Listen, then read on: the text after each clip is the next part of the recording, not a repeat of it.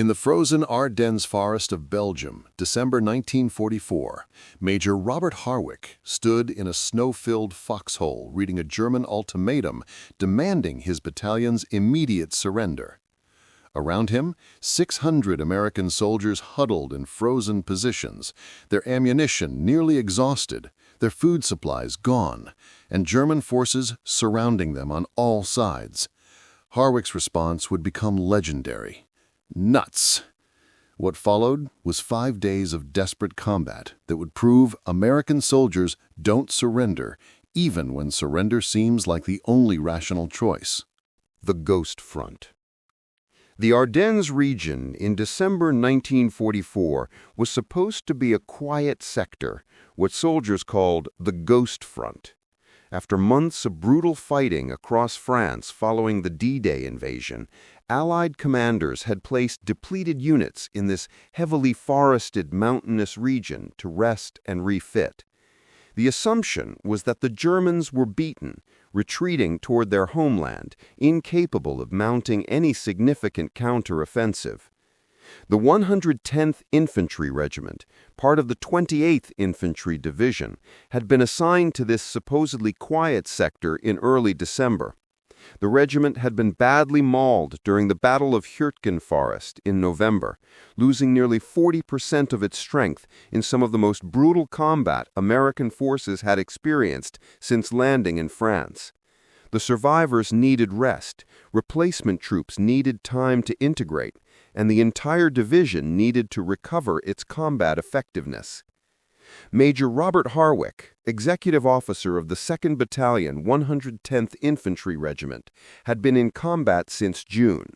At 32 years old, he was older than most combat officers, a former National Guard officer who had been called to active duty in 1941. He had survived the hedgerow fighting in Normandy, the race across France, and the meat grinder of Ardennes Forest. He was tired, physically and emotionally, and the quiet posting to the Ardennes seemed like a gift from a usually uncaring universe. The battalion's position stretched along a 12-mile front, far too extended for a unit of only 600 men, but acceptable for a quiet sector where nothing was expected to happen. Small villages dotted the area, connected by narrow roads that wound through dense forest and steep hillsides. The weather had turned brutally cold, with temperatures dropping below zero and snow beginning to accumulate. Soldiers dug foxholes in the frozen ground, established observation posts, and settled into the routine of defensive positions. "Sir, doesn't this feel wrong to you?" First Lieutenant James Crawford asked Harwick on the evening of December 15th. Crawford was the battalion intelligence officer, a former school teacher from Ohio, who had developed good tactical instincts during months of combat. "We're spread so thin, and intelligence has been reporting German movement to our east. What if they're not retreating? What if they're concentrating for something?" Harwick shared Crawford's concerns, but had received assurances from higher headquarters that there was no threat. "Division says the Germans are beaten," he replied, though his tone suggested he wasn't entirely convinced. "They don't have the capability for a major attack. What we're seeing is probably just local repositioning." Crawford nodded, but didn't look reassured. "I hope you're right, sir, but my gut tells me something's coming." His gut was correct. Unknown to Allied intelligence, the Germans had been secretly concentrating massive forces in the forests east of the Ardennes. 3 entire armies, comprising more than 200,000 men, supported by hundreds of tanks and assault guns.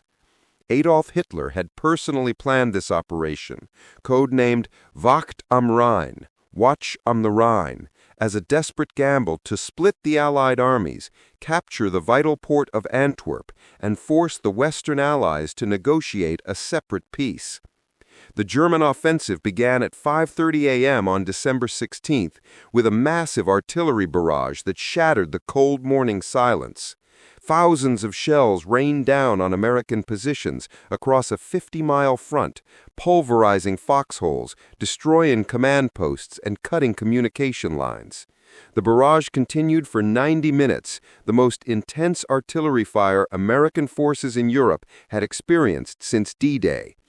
When the barrage finally lifted, German infantry and armor emerged from the forests, advancing in overwhelming strength against the thinly held American lines.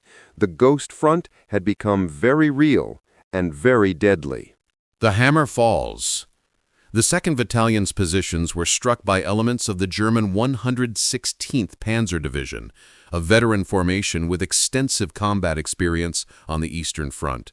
The Germans attacked with a combined arms coordination that overwhelmed the scattered American positions. Panzer IV and Panther tanks rolled forward, providing fire support, while infantry infiltrated through the forest.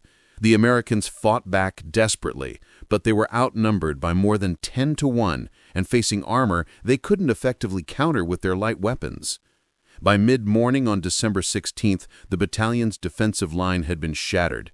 German forces had broken through in multiple locations, isolating American units in small pockets.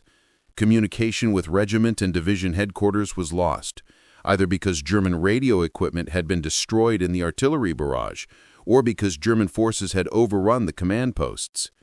Harwick, whose command post had been in the village of Clairvaux, found himself gathering survivors as German forces pushed into the village from 3 sides.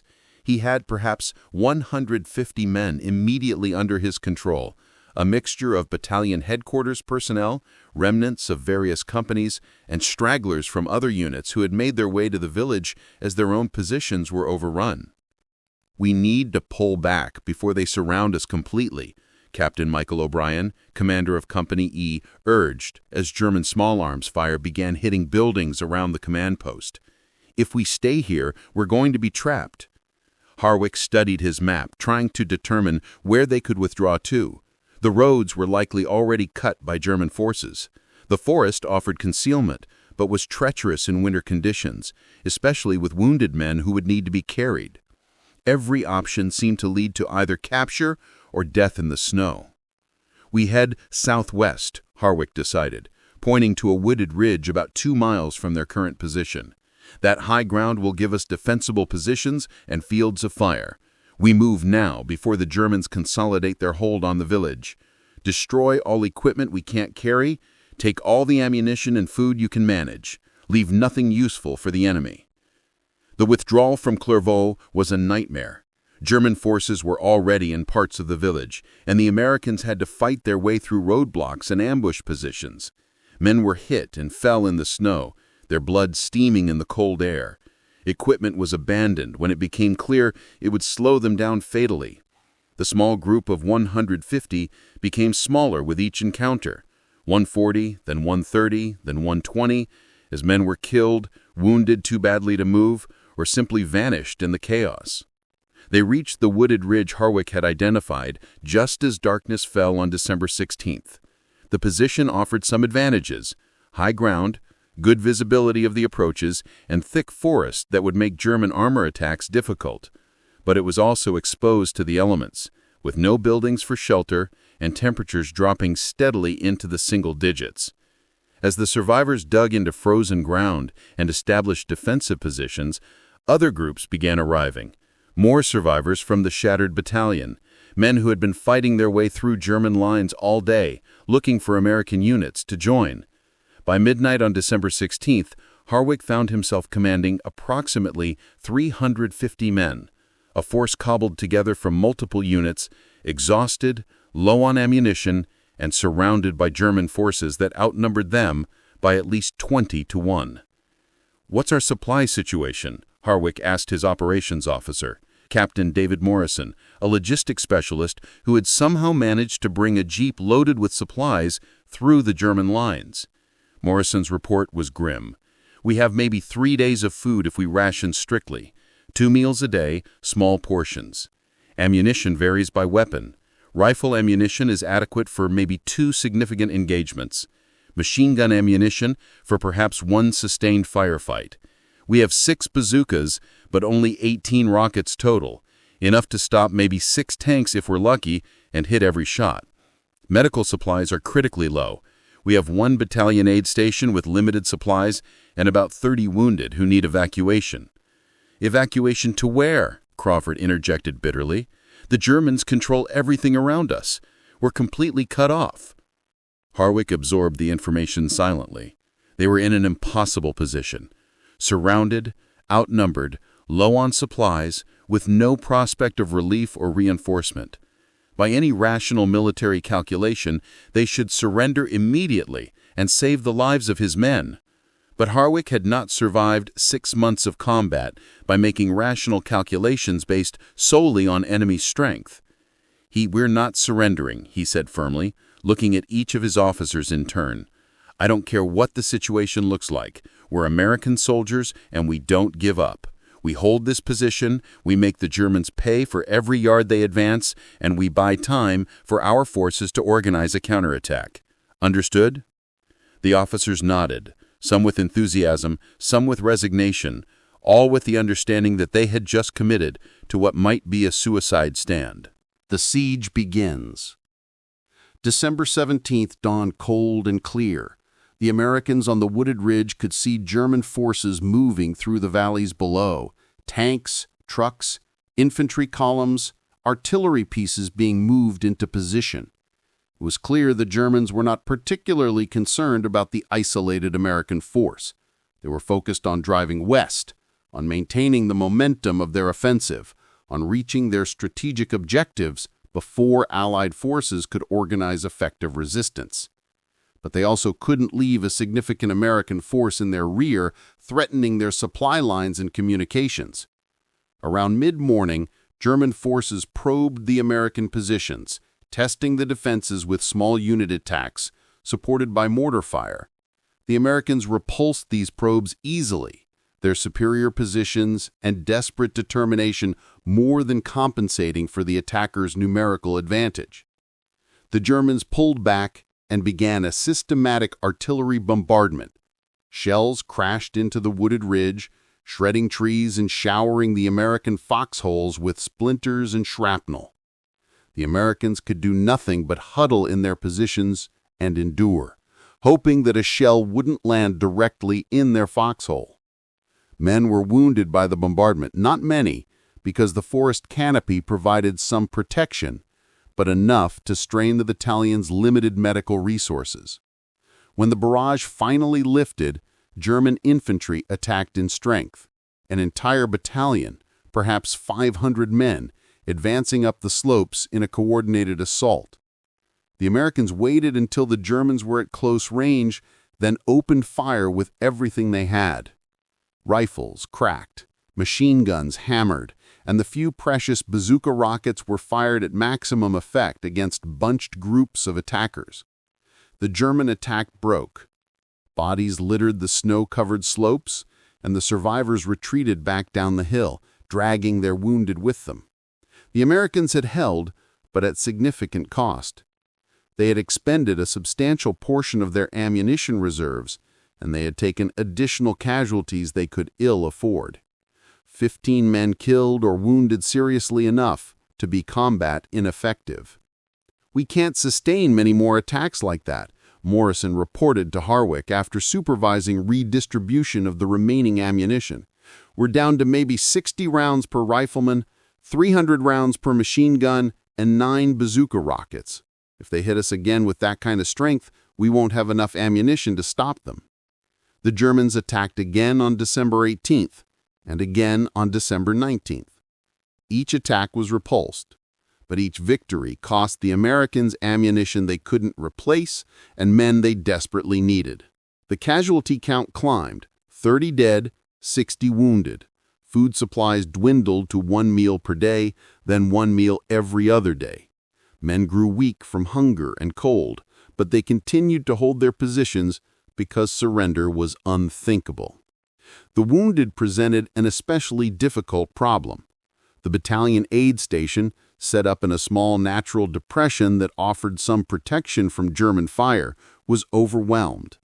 The battalion surgeon, Captain William Edwards, worked tirelessly to treat men with equipment and supplies that would have been inadequate for a small civilian clinic, much less a combat aid station treating serious wounds.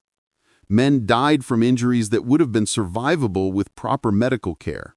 Blood loss from wounds that couldn't be properly closed, infections from wounds that couldn't be properly cleaned, shock from cold that couldn't be adequately treated. I need morphine, sulfa drugs, plasma, bandages, antiseptics. I need a real hospital with real equipment. I'm losing men I should be able to save, and there's nothing I can do about it. Harwick had no answers to give him. There was no resupply coming, no evacuation possible, no relief in sight.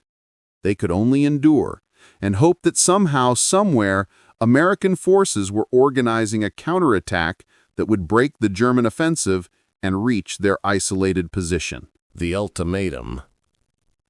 On the morning of December 20th, 5 days after the German offensive began, a strange quiet descended over the battlefield. The Germans didn't attack at dawn, as had become their pattern. No artillery fell on the American positions. The only sounds were the wind in the trees and the occasional crack of a rifle as a nervous sentry fired at a suspected enemy movement. Around 10 a.m., 4 German soldiers emerged from the forest under a white flag of truce. They carried a document and requested to speak with the American commander. Harwick, accompanied by Crawford, who spoke some German, met them in a small clearing between the lines. The German officer, a major from the 116th Panzer Division, presented the document formally. It was an ultimatum, typed in English, demanding the immediate surrender of the American force.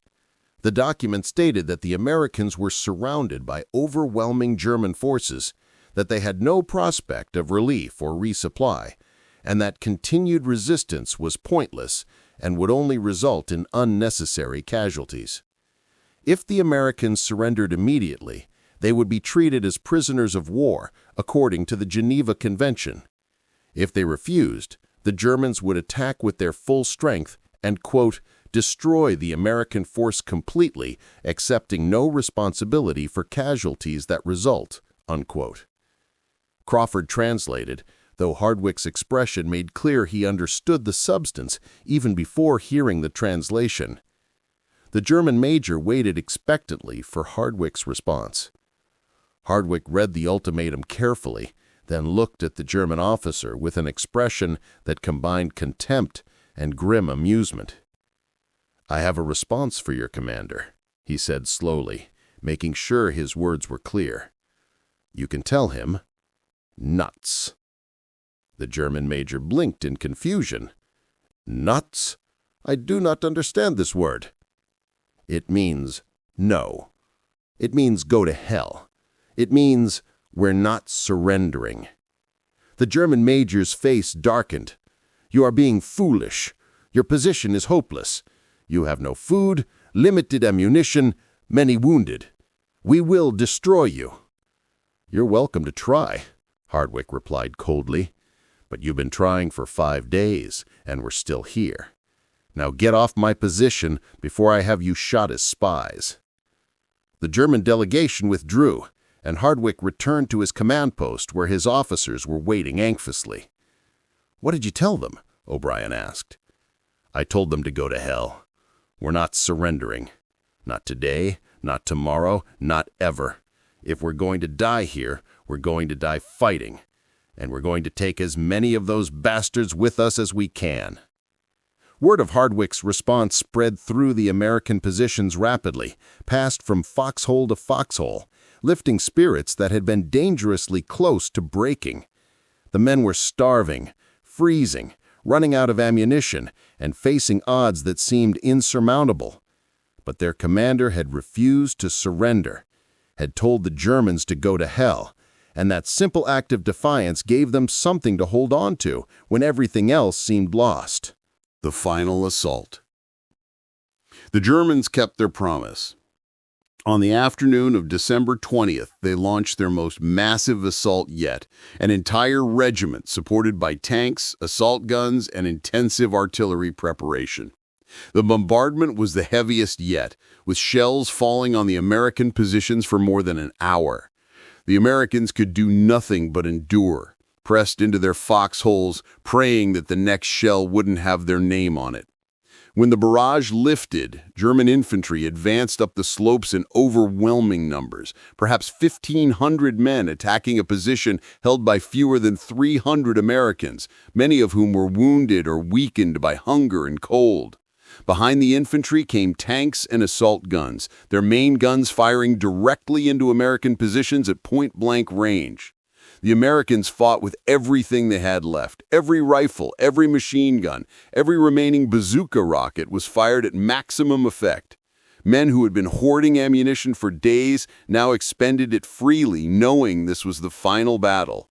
Wounded soldiers dragged themselves from the aid station to firing positions, determined to contribute what they could to the defense. Even the cooks and clerks, men who had never expected to fight on the front lines, grabbed rifles and joined the firing line. The German attack penetrated the American perimeter in multiple locations. Fighting became hand-to-hand in some positions, with Americans using bayonets, rifle butts, and entrenching tools against German soldiers who had made it into their foxholes. The American line bent, buckled in places, but refused to break completely. Harwick was everywhere during the battle, moving from position to position, rallying men who seemed ready to collapse, organizing local counterattacks against German penetrations, personally leading groups of soldiers to plug gaps in the line. He was hit twice, once by shrapnel that tore through his leg, once by a rifle bullet that creased his shoulder, but he refused medical treatment and continued fighting. "Sir, you need to get that leg looked at," Morrison insisted, seeing blood soaking through Harwick's trousers. Later, Harwick snapped, reloading his rifle with hands that shook from exhaustion and blood loss. "Right now I need to keep these men fighting." The battle raged for 3 hours, the Germans repeatedly throwing fresh forces at the American positions, the Americans meeting each attack with withering fire despite their dwindling ammunition. Bodies piled up on the slopes, German casualties far outnumbering Americans, but the Americans could afford casualties even less than their attackers. Finally, inexplicably, the German attack faltered. The assault waves that had been relentless began to thin, then stopped altogether. German forces pulled back down the slopes, leaving behind hundreds of dead and wounded. The Americans, barely able to believe they had survived, maintained their positions and waited for the next attack that would surely overwhelm them. But the next attack never came. Patton's relief. What the Americans, in their isolated position, didn't know was that their desperate stand had contributed to a larger turning point in the battle. The German offensive, which had initially made spectacular progress, was beginning to bog down. American forces, recovering from the initial shock, were organizing effective resistance across the entire front. Critical road junctions were being held against overwhelming German attacks, disrupting the Wehrmacht's timetable and preventing them from reaching their objectives. Most significantly, General George S. Patton's Third Army had disengaged from its offensive operations to the south and was driving north toward the German penetration, a military maneuver of extraordinary complexity that Patton accomplished with remarkable speed. On December 22nd, lead elements of Patton's army smashed into the southern flank of the German offensive, beginning the process of pushing back the German advance. The Germans besieging Harwick's position received orders on December 21st to disengage and move west to counter Patton's attack. They were needed elsewhere, and the isolated American force, which had proven far more difficult to eliminate than anticipated, was no longer a priority. The siege was lifted not because the Germans had been defeated, but because they had more pressing concerns. On December 23rd, American forces from the 101st Airborne Division, fighting their way toward the besieged town of Bastogne, made contact with Harwick's position. The relief force was shocked by what they found. fewer than 200 American soldiers still combat effective, many wounded, all showing signs of severe malnutrition and exposure. The position was littered with German dead, mute testimony to the desperate fighting that had taken place. "How the heck are you people still here?" the relieving forces commander asked Harwick in amazement. "Intelligence said you'd been overrun days ago." Harwick, barely able to stand on his wounded leg, managed a tired smile. "Nobody told us we were supposed to be dead, so we just kept fighting." The reckoning. The 2nd Battalion, 110th Infantry Regiment effectively ceased to exist as a combat unit after the siege. Of the approximately 600 men who had been in the battalion when the German offensive began, only 180 walked out of the Ardennes. Another 120 were evacuated as wounded. The remainder were dead, missing, or captured during the chaotic first days of the battle. But those 180 survivors had accomplished something significant. They had held a critical position for 7 days against overwhelming odds, tying down German forces that were desperately needed elsewhere. They had inflicted casualties on the enemy far out of proportion to their own numbers. German records later revealed that the 116th Panzer Division lost more than 800 men killed or wounded trying to eliminate Harwick's force, and most importantly, they had demonstrated that American soldiers would not surrender, would not break, even when surrounded and facing seemingly hopeless odds. The defense of the wooded ridge became one of many small unit actions during the Battle of the Bulge that collectively defeated the German offensive. While historians rightly focus on the defense of Bastogne and Patton's relief attack as the turning points of the battle, dozens of other units held positions they shouldn't have been able to hold, fought against odds that should have overwhelmed them, and refused to surrender when surrender seemed like the only rational choice. Harwick was awarded the Distinguished Service Cross for his leadership during the siege, though he later said the medal should have gone to every man who had held that frozen ridgeline when giving up would have been so much easier. He survived the war and returned to the United States, where he lived quietly until his death in 1982. He rarely spoke about his experiences in the Ardennes, and when he did, he focused not on his own actions, but on the courage of the men he had commanded. They were ordinary soldiers, he said in one of his few recorded interviews, teachers, farmers, mechanics, store clerks, men who had been civilians just a few years earlier. They had every reason to give up, and no one would have blamed them if they had. But they didn't give up. They fought because fighting was what American soldiers do. They held because holding was what they had been ordered to do. And they survived because they refused to believe that the Germans could beat them no matter what the odds looked like. The battlefield itself, the wooded ridge where American soldiers held against impossible odds, remains largely unchanged. It's an unremarkable piece of ground, distinguished only by what happened there in December 1944. Occasionally, veterans would return to visit, standing in the cold forest, remembering friends who had died there, marveling that they had survived. The German ultimatum demanding surrender and Harwick's one-word response, "nuts," became part of American military lore, though many historians confused it with the more famous response given by General Anthony McAuliffe at Bastogne. But the sentiment was the same. American soldiers don't surrender, regardless of circumstances, regardless of odds, regardless of rational calculations about their chances of survival. Legacy of resistance. The Battle of the Bulge, Hitler's last major offensive in the West, ultimately failed. The German forces that had driven so deeply into Allied lines were pushed back over the course of January 1945, suffering catastrophic casualties they could not replace. The offensive exhausted Germany's last strategic reserves and accelerated the Third Reich's final collapse. By May 1945, Germany had surrendered unconditionally, and the war in Europe was over. The small unit actions like Harwick's defense contributed to that victory in ways that are difficult to quantify, but were nonetheless significant. Each isolated unit that refused to surrender, that held its position against overwhelming odds, that inflicted casualties on the attacking Germans, Each of these contributed to slowing the German offensive, disrupting their timetable, and buying time for Allied forces to organize effective resistance.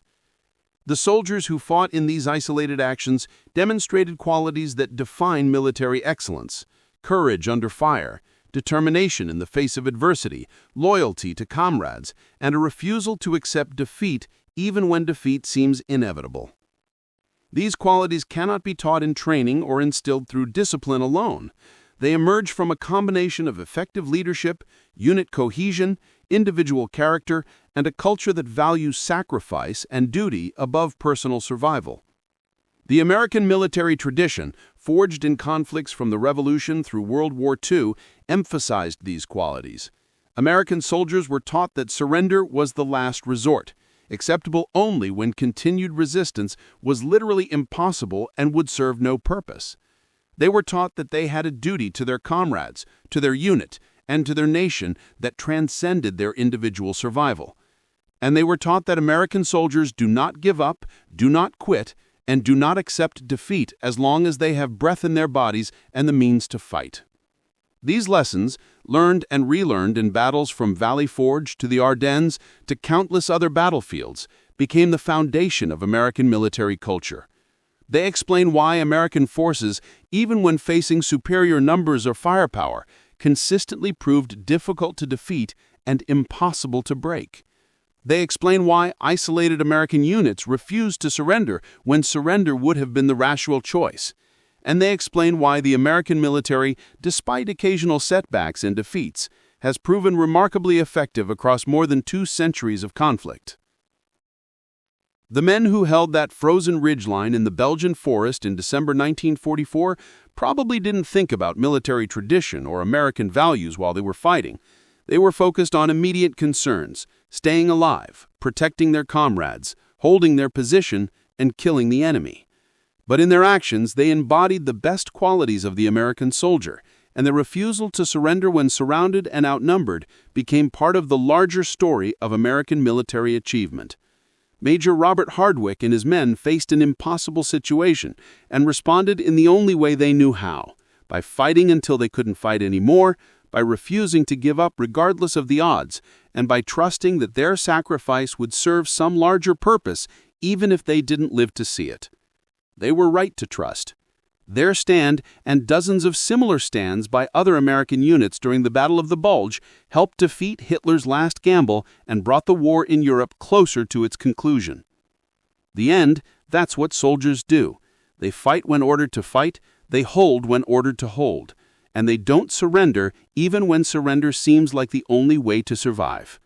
The American battalion surrounded in the Belgian forest demonstrated these qualities in their purest form, and in doing so, they added another chapter to the long story of American military courage and determination.